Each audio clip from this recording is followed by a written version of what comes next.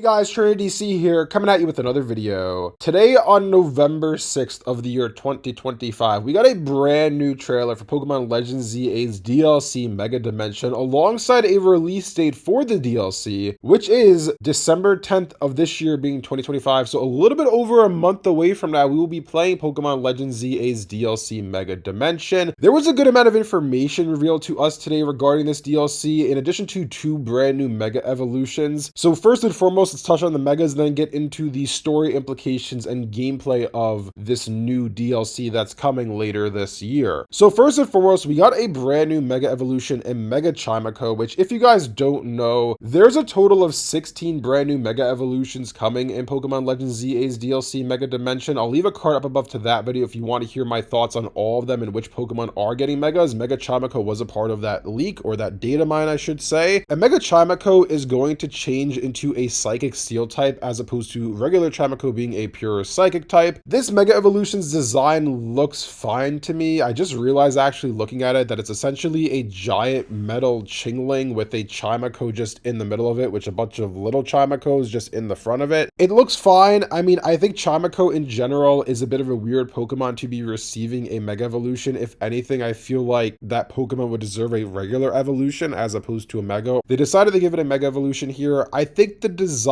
is all right. I don't love it. I don't hate it. I see what they're going for here again with the little Chimecho in the middle and then the Chingling essentially surrounding it with a bunch of other colorful little Chimecho plushies or whatever hanging from it. Like, it looks neat, but again, not really my cup of tea. Next up though, on the other hand, we have Mega Baxcalibur, which this one to me looks absolutely sick. Baxcalibur in general is a pretty cool Pokemon, although I think it's a little bit bland in its final evolution. Like, something seems off to me with it. Mega Baxcalibur here to me fixes everything that I didn't like about the design prior to it. I think it's a lot cooler, it's a lot more amplified, it looks a lot more sinister than regular Baxcalibur does. It looks more menacing, and this is a pseudo legendary, so it should look menacing. It's staying with its Dragon Ice type, and this one is coming as a part of a ranked battle season reward. So if you guys recall, currently we're getting Mega Delphox for season 2's reward if you play until rank S. Prior to this in season 1, we got Mega Greninja if you got to rank K. Mega Chestnut's going to be the season 3 reward, and season 4's reward is going to be Mega Baxcalibur. I know this is rather controversial. I know people don't like it, but that's what they're doing for this game, and that's how we're going to get Mega Baxcalibur. Next up, we have a section of the site called New Friends Are Ready to Help. We have a brand new character here called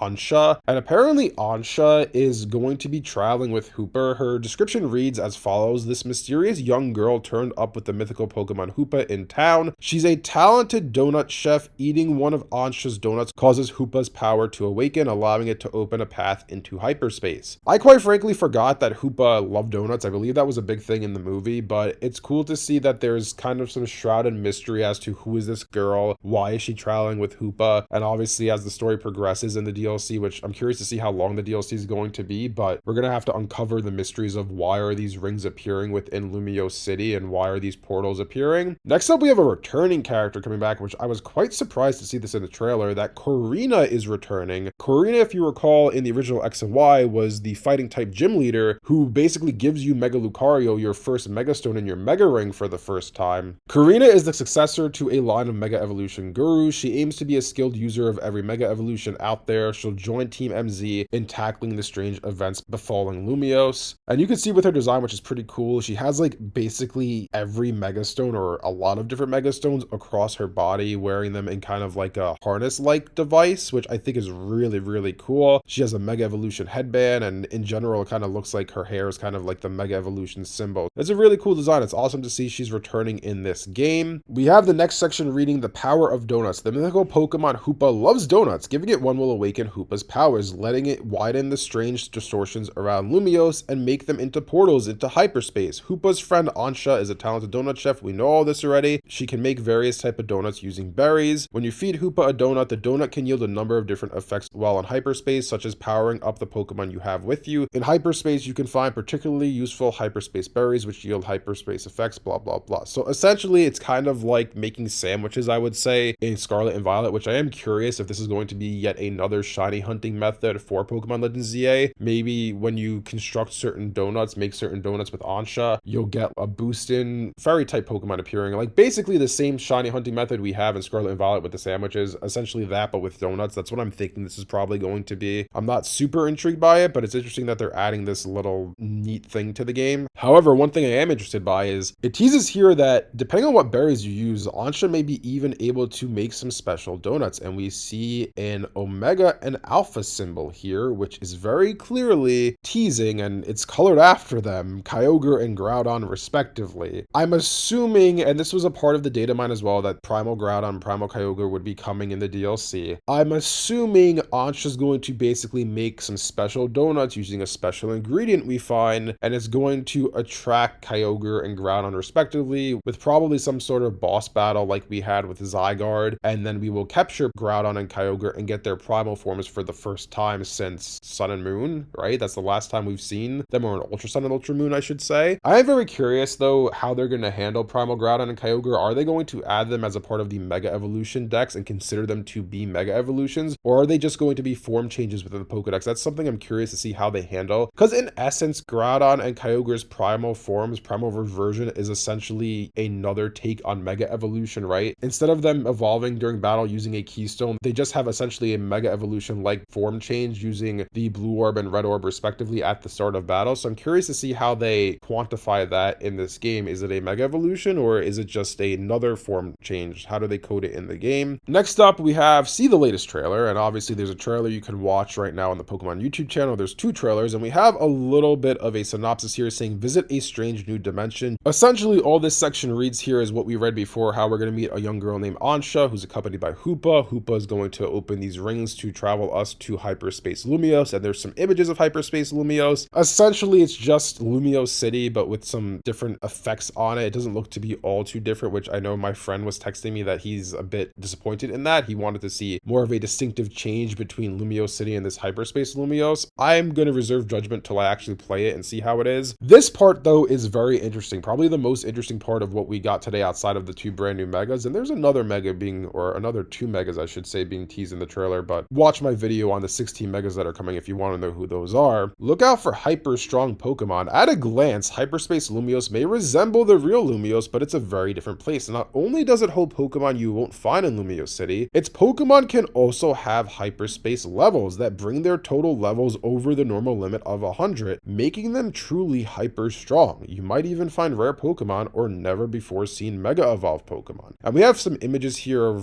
Galarian, Mr. Mime, Golisopod, hint hint. And you see here that there's a Houndoom fighting our Feraligatr, and if you look at this image here, the Houndoom's a level 138 and our Feraligator's level 139. This is the first time ever in the Pokemon franchise that we've gone beyond level 100. There's a few things I'm curious about here. Number one, is this something that only happens within Hyperspace Lumiose, and when we go back to Lumiose City, we revert back to our normal levels? And number two, if that isn't the case, what happens when we transfer these Pokemon to Pokemon Home? Are they going to retain their level 139 for this Feraligatr here, or the level 138 for the Houndoom, or will they go back and revert back to level 100? The third thing I'm curious about is what do you get for getting these Pokemon beyond level 100? Because at a certain point when you're leveling up your Pokemon, they eventually stop learning new moves, and if we go beyond level 100 and Feraligator's not gaining any additional benefits from that other than stat increases, then to me it's kind of, I don't want to say pointless, but kind of just not that interesting, right? Like, what's my incentive, if you will, to get it to whatever the new max is? Is it going to be level 150 or level 200? Like, what's the incentive to me to do so if I'm not really gaining any real benefit from it outside of a stat increase? Because once you play online in ranked mode, you're going to go to level 50 anyways. So if I'm not gaining anything like these new uber powerful moves, or maybe the cooldown time for your moves decreases, then what's the point of me getting to level 150? You know what I'm saying? Like, there has to be some additional benefit there, or at least I hope there is, but that all remains to be seen. You can see there's Hyperspace Wild Zones, which, you know, we'll see how big those are and how interesting they are. We'll just, again, have to reserve judgment until we actually get to play it. And then the last thing that was announced today is Mega Deontay is coming to the game. Actually, right now, if you go into Pokemon Legends EA, the Deontayite is a mystery gift, and if you get that mystery gift, you then get a side mission to capture Deontay. I haven't done it yet, but I will be doing that at some point today. Also, side note as well, Mega Delphox is out today as well. If you go play ranked mode and get to rank S, I believe it is, you will get Mega Delphox. So that's another thing to look out for. But otherwise, guys, overall, I think this DLC looks fine. I feel like they didn't really show off enough of why you should buy it. Like, me as a hardcore Pokemon fan, I bought this, I pre-ordered it the moment that they announced it, right? I was going to get it regardless, but if you're someone who's on the fence about this DLC, I really don't see a reason for you to get it right now. Like, there's really nothing here that says to me, you have to get this DLC. Like, it's really something you need to play. There might be something within this DLC that I'm like, oh yeah, if you got this game, you need to get this DLC, but they didn't really show that off to us today. This was more of a reminder that, hey, this thing is coming. Here's 2 new Mega Evolutions. Buy it now because it's coming in a month from now. That's pretty much what we got today. That's the extent of it. But for now, let me know down in the comment section below what you guys think about all this. What do you guys think about what we saw today from Pokemon Legends ZA's DLC Mega Dimension? Are you disappointed in what we saw and we're hoping for a bit more from this trailer? Or are you just excited to be getting more Pokemon Legends ZA content and all these new Mega Evolutions that are going to come from it? Also, side note, if you hear noises in the background of this video, that is because there's construction going on outside and I can't really help that. So sorry about that. If you guys enjoyed this video, be sure to leave a like and subscribe to see more content like this from Trainer DC. Thanks for watching and I'll see you guys next time.